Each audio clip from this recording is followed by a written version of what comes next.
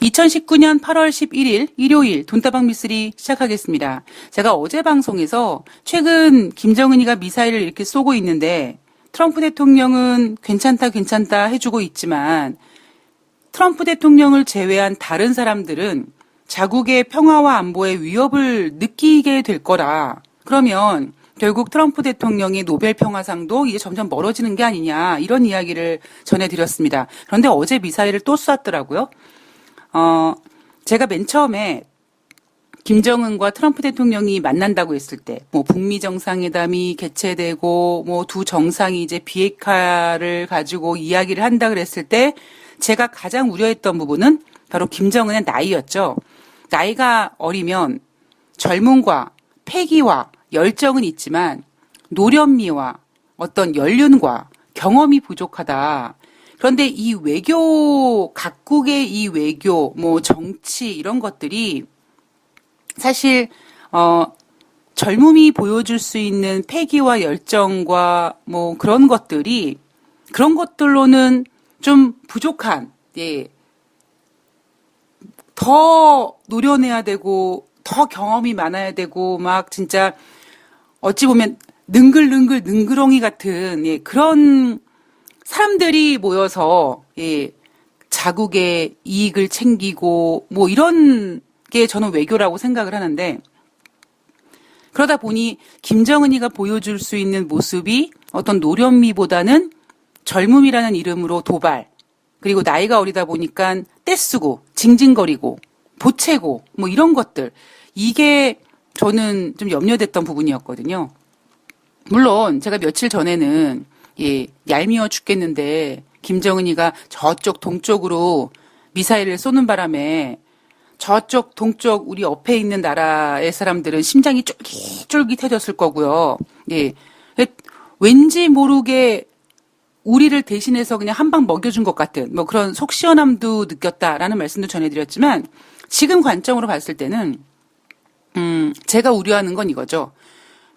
김정은이 저렇게 자주 미사일을 쏘면 트럼프 대통령은 어느 정도까지는 참아주겠지만, 제가 어제 말씀드렸던 나는 괜찮은데 유엔이라든가 다른 나라에서 이거 분명히 문제 삼으면 그때는 트럼프 대통령이 판문점을 넘어가든 김정은을 만났던 그게 아무런 소용이 없게 될 거라는 거를 트럼프 대통령도 알게 될 것입니다.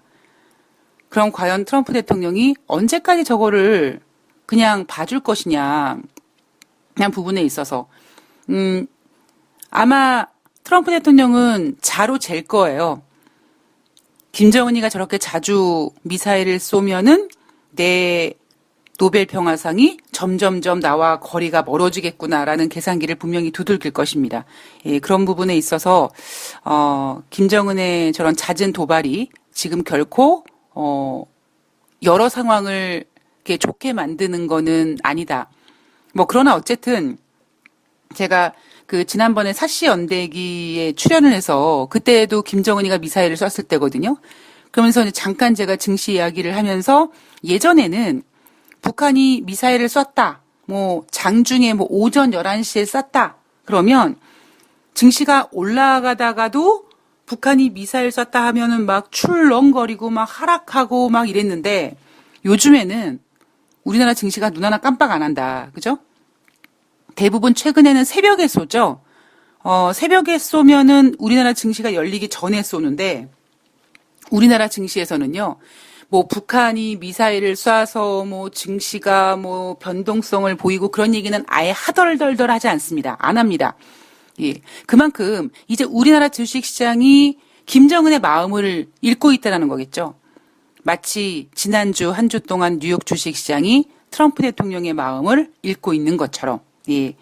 그래서 지난주 한 주는 시장이 트럼프 카드를 읽었다. 그리고 공포에서 일단 안도로 넘어가는. 그리고 제가 이 주식시장에서는요, 여러분, 어떤 이슈가 생기면 헤드라인을 차지하지만, 인간은 뭔가 하나를 오래 좋아하기보다는 좀 금방 질리는 경향이 있어서, 아무리 좋은 호재가 되던, 아무리 나쁜 악재가 되던 어느 순간부터 야, 저거 말고 딴 거 없냐? 그러한 그 지루함을 느끼면서 그 헤드라인 제일 위에 있는 재료를 끌어냅니다.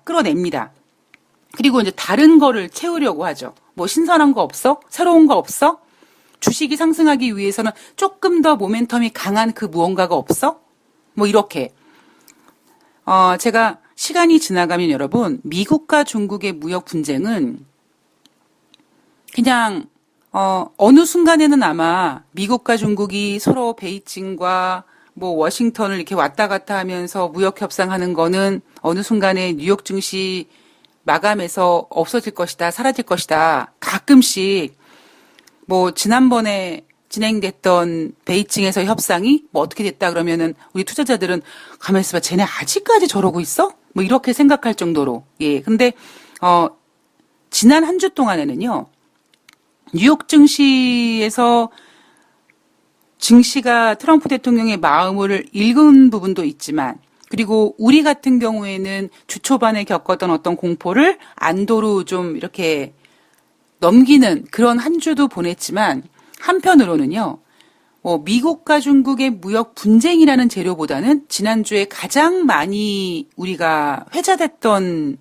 단어가 바로 중국의 위안화였습니다. 예, 그래서 어떤 증권사는 이제 다가오는 한 주 동안 위안화가 시장을 많이 흔들 것이다, 뭐 이런 전망을 하는 증권사도 있더라고요.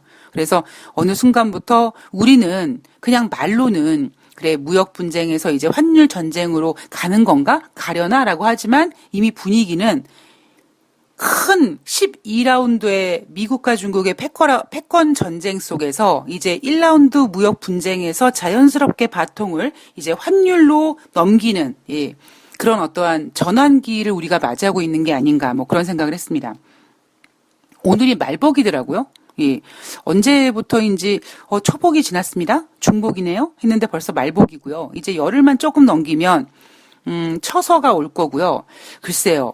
제가 입추라는 거를 인지해서 그랬는지 모르겠습니다만, 입춘날 아침에 산책을 하는데 왠지 모르게 그 냄새가 그 바람 속에서 가을 냄새가 나더라고요. 그리고, 이제 월요일이 되면 뭐 전국적으로 비가 내린다고 하는데, 이제 비가 내리면 열대야도 좀 누그러들고 서울 기준으로 뭐 36도, 7도, 8도까지 올라가는 그 기온도 좀 떨어질 거라고 하죠. 아무리 여름이 무덥고 뭐 아무리 뭐 폭염이 들끓어도 가을이 문을 열고 찾아오는 그 방문에는 버틸 재간이 없을 거라고 생각을 합니다. 예.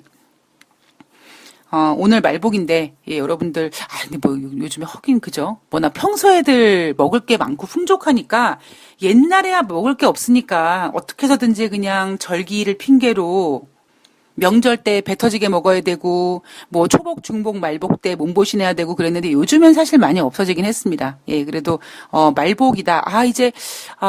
더위가 이제 가는구나. 근데 예전에 우리 할머니께서요, 뭐 예를 들면 초복에 삼계탕을 끓여주시면서 이제 더위를 이기기 위해서 몸보신해야 된다. 중복에는 왜 삼계탕을 또 먹어 할머니? 이렇게 물어보면, 야, 초복 때 먹었던 삼계탕의 약발이 떨어졌대요. 그래서 중복에 또 한 번 먹어줘야 된대요. 그냥 말복 때는 왜 먹어? 이제 여름이 끝나면은 안 먹어도 되는 거 아니야? 그랬더니 우리 할머니께서 하시는 말씀이, 야, 가을을 준비해야 된대요. 그래서 야, 이렇게 명분을 달고, 이렇게 핑계를 대는구나. 그렇게 해서 웃었던 적이 있는데요. 여러분들은 말복에 가장 기억나시는 음식이 뭐가 있으십니까? 뭐, 삼계탕 이런 거 있으시겠죠? 예, 저는, 말복에 가장 기억나는 음식이자, 제 인생에 가장, 뭐라 그럴까요? 추억에 남는 음식이 있는데요. 뭘까요, 그게? 예, 제가 방송에서도 한번 언급해 드렸는데, 그냥 일반 참치, 예, 김밥 해분에서 파는 그냥 일반 참치, 일반 김밥, 예, 김밥 천국에서 파는 일반 김밥. 그때는 1,000원이었어요, 한 줄에. 일반 김밥 1,000원짜리 반 줄과, 예, 한 반 개 정도와, 그 다음에 종이컵에다 따라 마시는 소주 반병. 예, 저는 그 음식을 제 인생에서 가장 잊을 수 없는 음식입니다. 예, 왜냐하면 특히 그게 이제 말복에 더 생각나는 이유는 뭐냐면 제가 이제 한 10년도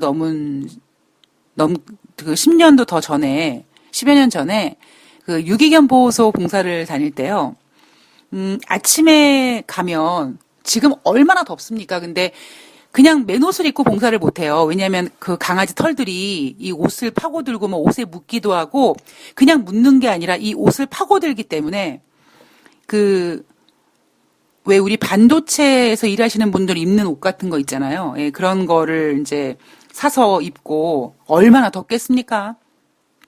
천장도 없어요. 예. 그 무더위가 쏟아지는 그 땡볕 아래서 그 옷을 입고 그 한 1,000마리 넘는 강아지들을 이제 미용도 시키고 뭐 똥도 버려주고 물도 갈아주고 천장에다가 시원한 물도 뿌려주고 아픈 강아지들 이제 치료도 해주고 그리고 놀아주기도 하고 근데 다 못해요. 예, 워낙 일들이 많아서 하루 종일 똥 치우면 하루가 다 가고요. 하루 종일 미용하면 하루가 다 가더라고요. 그래서 봉사 갔다 오면서 항상 마음에 걸리는 거는 아가들과 놀아줘야 되는데 사람들이 그리워서 사람들이랑 놀아줘야 되는데 우리가 놀아줘야 되는데 놀아주지 못하고 맨날 똥 치우고만 오니까 예, 그게 참 늘 예, 미안하다는 생각을 했는데요.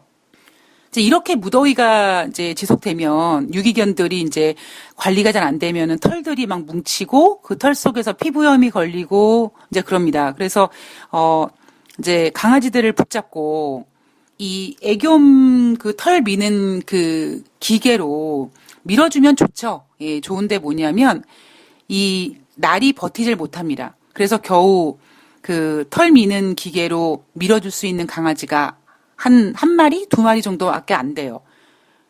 그래서 할 수 없이 이제 그 다이소 같은 데서 1,000원짜리 가위를 사가지고 가서 이제 이렇게 강아지를 엎드려 놓게 하고 가위로 이제 털을 밀죠. 근데 그냥 깎는 게 아니라 잘못 깎으면 이제 살을 벨 수가 있으니까 아주 섬세한 작업으로 하나씩 정말 무슨 걸레를 하나 이렇게 들쳐내는 것 같은 그렇게 털이 뭉친 강아지들이 많아서 그런 작업을 합니다.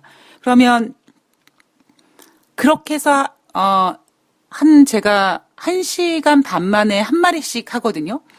그러면 하루 종일 이제 허리를 이렇게 피지를 못해요. 그러면 너무 힘드니까 그래도 좀 잠깐 쉬다 하자. 근데 이미 그때 시간이 제가 한 6시에 이제 출발해서 그 유기견 보호소까지 한 3, 4시간을 가면 한 9시 반, 그때부터 이제 작업을 하면 한 2시 정도가 되면 완전히 넉다운이 됩니다. 그러면 이제 잠깐 우리 쉬다 하자. 그리고 아마 약간 좀 이렇게 숨 좀 돌리자. 그러면 배도 고프고 그러니까 그 유기견 보호소 가기 직전에 그 김밥 천국에서 김밥을 몇 개 사가지고 가거든요. 봉사자분들께서. 그러면 김밥만 사가지고 가는 게 아니라 저는 언제부터 소주를 챙기는 거예요. 맨정신으로 안 되는 거죠. 그래서 그 한쪽 구석에서 서서 그 태양볕에서 김밥을 먹어가면서 그 종이컵에다가 소주를 따라서 이렇게 마십니다. 근데 저는 원래 제가 종이컵에다 소주 따라 마시는 거를 별로 안 좋아하거든요. 진짜 맛이 없거든요. 소주는 소주잔에, 맥주는 맥주잔에. 근데 양주는 병나발. 예, 농담이고요. 근데 그 김밥에 이제 날리는 털들도 분명히 이제 들어가겠죠. 근데 그 김밥에 그 마시는 한 소주 반병. 그거를 잊을 수가 없어요. 그러니까 그렇게 이제 후다닥 먹고 또 이제 가서 이제는 그때부터 이제 알딸딸 올라오는 제가 워낙 또 술을 잘 마시니까 술이 취해서 위험한 건 절대 아니니까 약간 이렇게 술 먹으면 업되는 게 있잖아요. 그래서 소주 반병 정도를 마시고 이제 그 기운으로 이제 오후에 다시 강아지들을 붙잡고 이제 털을 밀어줍니다. 가장 마음이 아픈 건 그거죠. 그렇게 1시간 반 동안 그렇게 어찌 보면 꽉 잡혀 있는데 물론 제가 꽉 잡고 하는 건 아니지만 그렇게 제 앞에서 1시간 반 동안 이렇게 엎드려 있는데요. 그 엎드려 있는 강아지들은 사람의 손이 너무나 그립다 보니까 1시간 반 동안 그러고 가만히 있어요. 그러니까 그게 좋은 거예요. 자기네들이 움직이지 못하고 이렇게 얼굴을 한번 이렇게 쓰다듬어 주거나 그런 것도 아닌데도 불구하고 사람 손길이 닿는 것 자체가 너무 좋아서 가만히 1시간 반 동안 그러고 있습니다. 예, 그래서 전 집에 들어오면 제가 가위는 왼손으로 가위질을 하는데 이 엄지손가락에 물집이 잡힐 정도로 예, 그렇게 하루 봉사를 하고 이제 돌아오는데 참 돌아오는 그 차 속에서 미안한 마음도 있고 많이 놀아주지 못한 마음도 있고 대신에 이제 이번 주에는 뭐 이거밖에 못했는데 다음 주에는 뭐 해야지 다음 주에 또 가야지 그래서 또 다음 주에 플랜을 짜게 되는 예, 그랬던 시간이 있어서 제가 왜 말복 이야기를 하면서 김밥 얘기를 했냐면, 우리 말복날 옛날에 막 개고기 먹는다 막 그랬잖아요. 그래서 농담 삼아서 제 주변 분들 최근에도 본인들이 키우는 강아지들한테 야, 너 초복 때 조심해라, 말복 때 조심해라, 뭐 이런 농담들 하시는 분들도 아직 계신데, 말복날, 예, 그 무더운 말복날, 보호소 가서, 그 강아지 생명 하나를 살리겠다고, 예, 그 무더위 속에서 털을 깎고, 그리고 먹었던, 예, 김밥 반 개와 소주 반 병. 예, 제 인생에서 저 진짜 잊을 수 없는. 근데 참 신기한 게요. 제가 그 뒤에도 한번 해봤거든요. 집에서 한번 먹어봤는데, 그 맛이 안 나더라고요. 예. 그래서 저에게는 진짜 땀이 주룩주룩 날 정도로 한번, 허리가 끊어질 정도로 한번 일을 하고, 그리고 이제 그때 먹어야 되는 음식이 바로 김밥 반 개와 소주 반 병. 예, 저는 제 인생에 가장 기억에 남는 음식이 바로 그겁니다. 예.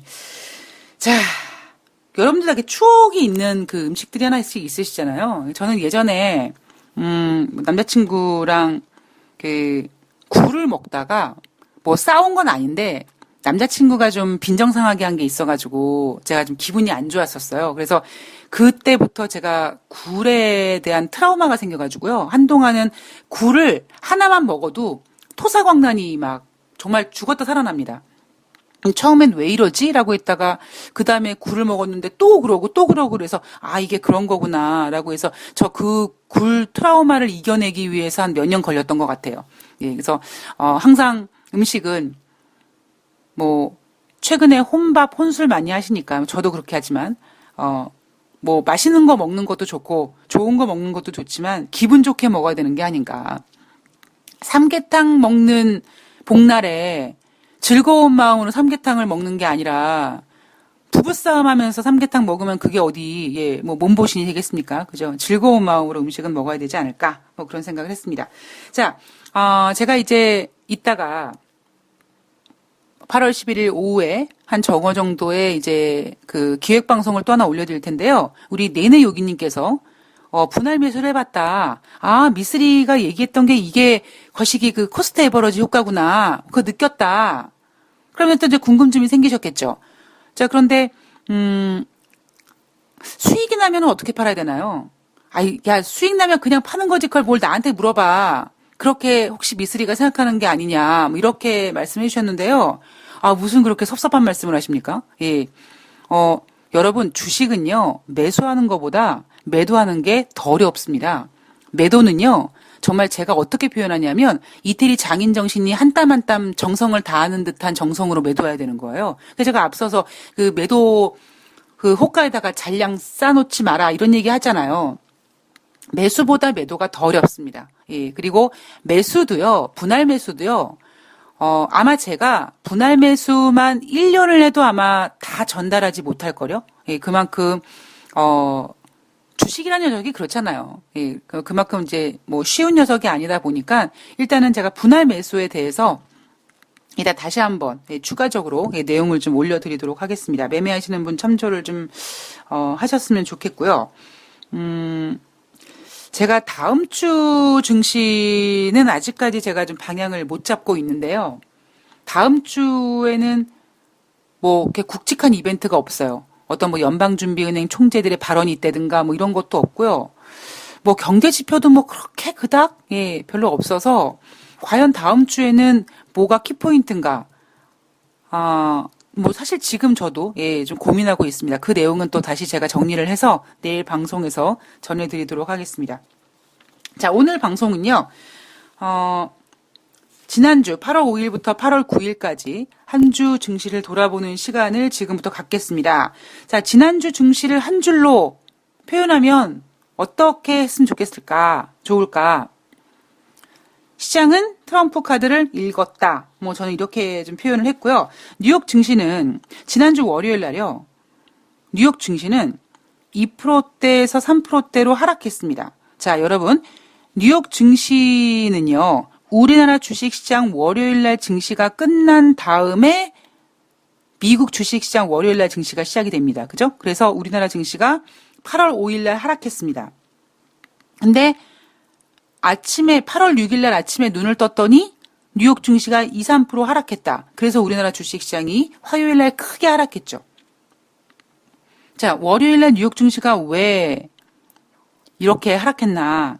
중국의 위안화 가치가 어떠한 그 심리적인 마지노선이라고 불리우는 그 포치가 깨졌다. 그래서 환율 전쟁의 우려감 때문에 뉴욕 증시는 2에서 3% 하락했습니다.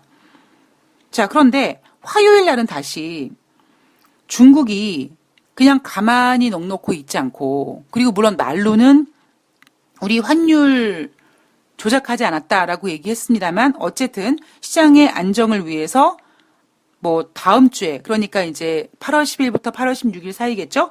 다음 주에 중국이 환율 방어용 채권을 발행할 것이다 라는 것을 발표하면서 시장이 안정을 찾기 시작했습니다. 자, 8월 7일 수요일 날은요. 장 초반에 3대 지수가 모두 2에서 3% 크게 하락해서 시작을 했습니다. 그러다가 한 새벽쯤, 그러니까 한 미국 증시 장 종료 시간 2-3시간 전에 나스닥은 플러스로 전환했고요. 다우 지수는 플러스 갔다 마이너스 갔다 플러스 갔다 마이너스 갔다 하면서 결국 종가로는 플러스를 지키지 못했으나 그래도 장 초반에 그 많은 하락폭을 다 소화시켰습니다. 자, 왜 그랬느냐. 장 초반에 2, 3% 시장이 급락하고 글로벌 증시가 요동을 치고 그러니까 시장에서는 연준이 이제 서브 제로, 그러니까 제로금리 진입을 예고하는 게 아닌가, 뭐 그런 기대감이 시장에서 포문을 열어주면서 증시가 이제 반등할 수 있었고요. 대신에 증시는 나스닥은 상승으로 마감했지만 다우지수는 소폭 하락한 혼조세로 마감을 했습니다. 그리고 8일 목요일은요.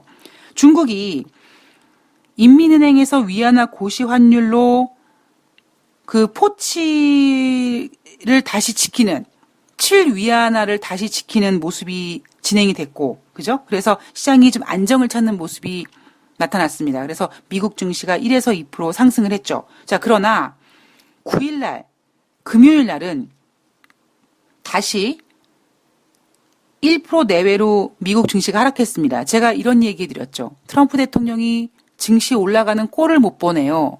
자, 시장이 이렇게 안정을 찾자 트럼프 대통령이 9월 달에 미중 무역협상 깰 수도 있어. 우리 중국과 무역협상 그냥 안 해도 돼. 서두르지 않을 거야. 이런 얘기하면서 시장을 다시 하락시켰습니다. 시장이 상승하는 꼴을 보지 못하는 게 바로 트럼프 대통령이죠. 자, 국제 금값은요, 지난주에 1,500달러를 돌파했고, 그리고 종가 기준으로도 1,500달러에 안착을 했습니다. 자, 미국과 중국의 환율 전쟁 우려로 안전자산 선호 현상이 전개됐다. 자, 특히, 국제 금값이 지난 한 주 동안 1,500포인트, 1,500달러를 바로 뛰어넘고 막 그랬던 이유 중에 하나가 골드만삭스에서 내년도 11월 달 대선까지 미국과 중국의 무역 협상이 타결되기는 어려울 것 같다라는 보고서가 나왔고요.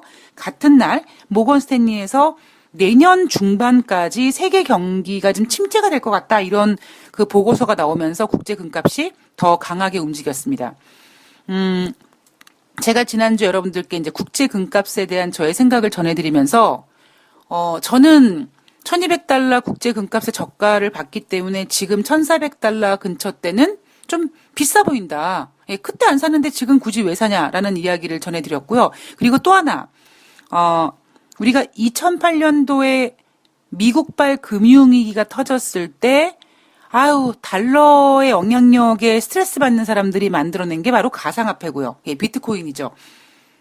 그 비트코인에 돈이 몰리면서 우리나라 주식시장 코스닥 같은 경우에는 그 좋은 증시에서 활약을 못했고요. 그리고 하다못해 금값도 그렇게 상승하지 못했었습니다. 왜냐하면 돈이 가상화폐로 몰렸기 때문에. 그런데 이제 거기에다가 이제 어떤 욕망과 탐욕이 포함되고 그 버블이 꺼지면서 지금 아직까지 가상화폐 비트코인 시장은 조금 더 물갈이를 해야 되는 시간이 필요하지만 마치 그것처럼 우리가 금값이 이대로 계속 뭐 1800 가고 1900 가고 2000 가느냐, 물론 갈 수도 있을지 모르겠습니다만 혹시 지난번처럼 만약에 지금 미국과 중국의 무역 분쟁이 이제 환율 전쟁으로 접어든다면 분명히 화폐 저거 스트레스 받아. 저 환율 뭐냐? 이렇게 그런 것들에 대한 좀 뭔가요? 이제 질린 사람들이 다시 비트코인에다가 돈을 쏟아부을 수 있고요. 아니면 야, 금 말고 어떤 뭐 희귀한 뭐 그런 거 없냐? 뭐 히토류 이런 거 있잖아, 이런 거 해가지고 그쪽으로 자금이 몰릴 수가 있거든요. 그래서 그런 것들도 감안하시면서 금값을 보셔라라는 말씀을 전해드렸습니다. 자, 국제 유가는요, 상승 요인으로는 31일, 언제 31일이냐? 7월 31일 이란 혁명 수비대가 이라크 유조선 한 척과 선원 7명을 억류했다. 자, 이게요, 8월 5일부터 8월 9일 사이에 나온 얘기입니다. 그래서 제가 이랬죠. 아니 7월 31일 날 있었던 일을 굳이 지금 와서 왜 그랬을까요? 예, 국제유가를 크게 하락시키지 않으려고. 어떻게 해서든지. 그러니까 우리가 균형을 잡으려고 하는 게 우리 인간의 어떤 성향이지 않습니까? 예, 어딘가 한 군데 치우치는 거를 별로 좋아하지 않죠. 비율적으로도 5대5 참 좋습니다. 예, 그런 것처럼 국제유가도 너무 하락하면 기울기가 꺾여지니까 그거를 좀 이렇게 기울기를 만회하기 위해서 7월 31일 날 있었던 얘기를 굳이 8월 달에 끄집어내서 이런 일이 있어서 아직까지 이란과 어떤 그 미국의 긴장감, 이란과 영국의 긴장감, 즉 호르무즈 지역의 긴장감은 아직까지 상존돼 있다. 이런 것들이 국제 유가를 지탱하고 있다. 뭐 이런 거 보여줬다고 말씀드렸고요. 그리고 사우디와 다른 국가들의 추가 감산에 대한 논의가 기대된다. 예. 미쓰리가 다른 건 모르겠습니다만, 예. 국제 유가를 조종하는 그 사우디의 심리는 정확히 꿰뚫고 있는 것 같습니다. 예, 제가 그랬죠?